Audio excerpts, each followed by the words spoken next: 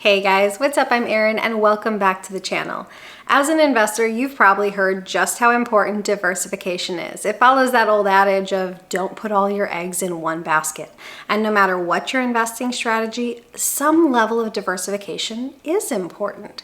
And diversification comes in a couple different forms. At its most basic level, if you're a stock market investor, the first level of diversification might come in the way of buying an index fund, which immediately has you buying into hundreds, if not thousands of stocks. Now, I love index funds, and depending on the index, once you purchase, you might be exposed to companies in all different industries or companies of all different sizes or market capitalizations. We'll call that diversification level 1, because while you own a whole slew of different companies, you still only own one asset class, and that's stocks. And sometimes the stock market as a whole gets kind of clobbered.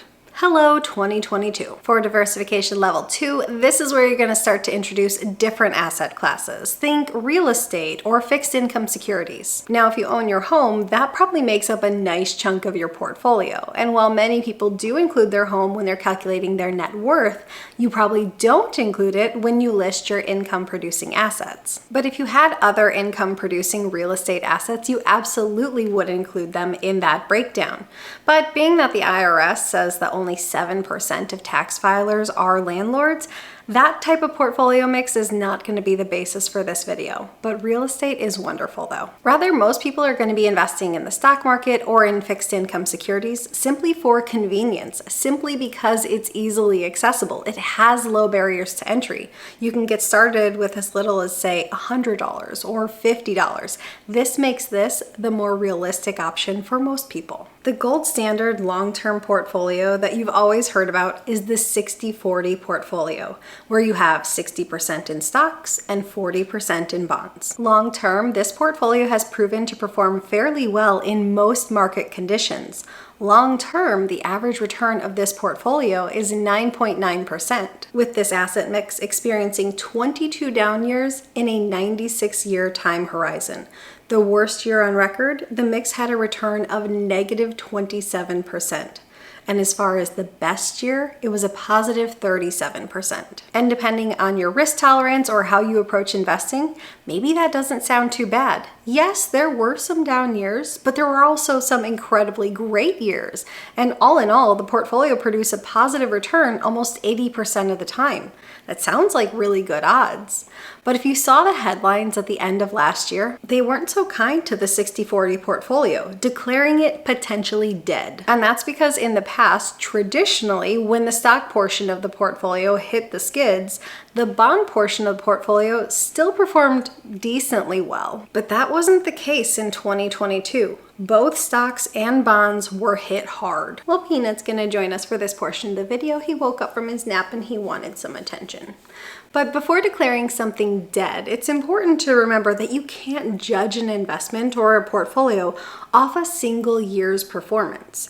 And also keep in mind that this portfolio isn't wholly balanced either. It only has 2 asset classes. For a more fully balanced portfolio, you might consider adding commodities, treasury securities, or even real estate. However, the 60-40 portfolio is traditionally recommended for investors with a lower risk tolerance. Remember, even if you have a lower risk tolerance, you still need some exposure to stocks because that is how you grow and preserve your money over time. Next, for a more growth-oriented portfolio, you might want to consider the 80-20 split, which is 80% towards stocks and 20% towards bonds. Historically speaking, this portfolio split has had an average annual return of over 11%, with 24 down years over a 96-year time horizon. The worst year coming in at a negative 35% and the best year coming in at a positive 45%. A very impressive return, but definitely a more volatile ride. Think you can handle volatility like this? Ask yourself how you felt in the middle of last year. When everything was in the red, what was your gut saying to you? Were you saying, wonderful, this is prime buying opportunity, everything's on sale, this is no big deal, I'm in it for the long haul? Or were you on the other side of the spectrum? Were you having sleepless nights, cold sweats, saying, oh my God, oh my God, oh my God, when is this gonna turn around? I can't take it anymore. How you felt last year can be a great indicator of your risk tolerance. It is far easier and more accurate to assess your risk tolerance in the middle of the rough patches. It's harder to assess it when everything is going well and all accounts are making money. Or what about a portfolio that's 100% stocks? No bond exposure. Well, this type of portfolio has returned an average of 12.3% with 25 down years over the past 96 years. The worst year coming in at negative 43% and the best year coming in at a positive 54%. First of all, a 12% annualized return. Yes, it's over a long time horizon, but oh my goodness, 12%. That's incredible. And while it is easy to focus on that, I want to play devil's advocate for a moment, and I want to draw your attention to that year with the negative 43%. If you had, say, $5,000 invested, how would you feel if over the year your investments dropped to $2,850? You might be thinking, well, it's a drop, but I'd survive. But what if you were further along in your investing career? What if you had, say, $700,000 invested? A 43% drop would leave your portfolio at $399,000 at the end of the year. How would you stomach that one? The highs are very high, and the lows can be very low. When we look at the 60-40, the 80-20, and the 100% stock portfolio next to each other, we see that diversification really does blunt the highs and the lows. Yes, you do sacrifice a bit in the returns department as you go more conservative with your asset mix, but that's the cost of diversification. Some pros of diversification are it helps to mitigate risk, as different asset classes are likely to perform differently over time, and reduce the overall volatility of a portfolio. On the other hand, some of the cons of diversification are that you will likely have lesser returns and interest rate risk, namely a concern with bonds. As interest rates increase, bond prices fall. This would impact the value of the bond portion of the portfolio. Different portfolio mixes are more or less appropriate depending on your age, your life circumstances, as well as how you approach portfolio fluctuations. General rule of thumb is that when you're younger, you can accept more risk because you have more time to allow your investments to recover. You don't need this money right away. However, as you get older and you take on more life responsibilities, maybe you have a mortgage or a family, maybe you're less comfortable with such vast fluctuations in your portfolio. Or consider two retirees, one who is almost wholly dependent on their investments as a source of income in retirement, and then another who doesn't even touch their investments in retirement because they have a solid pension and Social Security that covers all of their necessities.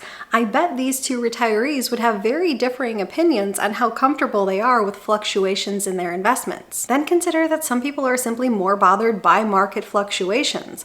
All of these factors and others are going to combine to make what is the right portfolio mix for you. Because there isn't one right portfolio, there's the one that works best for you. And if you're just getting started in your career, say you're in your 20s or your 30s and you're just getting started investing, I wouldn't really get too hung up on what does my portfolio have to look like. At that point, what's most important is that you get invested, that you put your money to work making money. If you're just getting started out, maybe you choose to go with a target date fund, and I do have an entire video on target date funds. As you grow your wealth and as those investments grow, I do think you want a more individualized approach for your specific situation, but I think target date funds can be a great place to start. Vanguard's 2070 Target Date Retirement Fund, their longest date fund, currently has 90% in stocks and 10% in bonds, whereas their 2025 Target Date Retirement Fund currently has 61% invested in stocks, 34% in bonds, and 4% in inflation-protected securities. So it does seem that they're following that more traditional 60-40 path for new retirees. I know many people, myself included, who got started investing simply by selecting a broadly diversified index fund that tracks the entire market. Again, the whole point is about just getting started. Remember, investing is a lifelong journey. When your goal is financial freedom or retirement and it's several decades away, it's fine to have a broad approach. As that target gets closer, say within the next decade, then you want to get more specific. So in the beginning, start broad. Just put your money to work. As time goes by, you can get more specific. You can get more specific in how your assets are allocated, your account types, when you want to be able to access certain accounts, all those kind of things. But in the beginning, these are not things to be getting hung up on. What do you think is the most ideal portfolio split? And how has your perspective on that changed over time? Share your thoughts in a comment down below. I post new videos every single week. If you got anything at all out of this one, please give it a like. If you're new here, please consider subscribing, or if you know of someone who might get something out of this type of content, please consider sharing. I'll see you soon.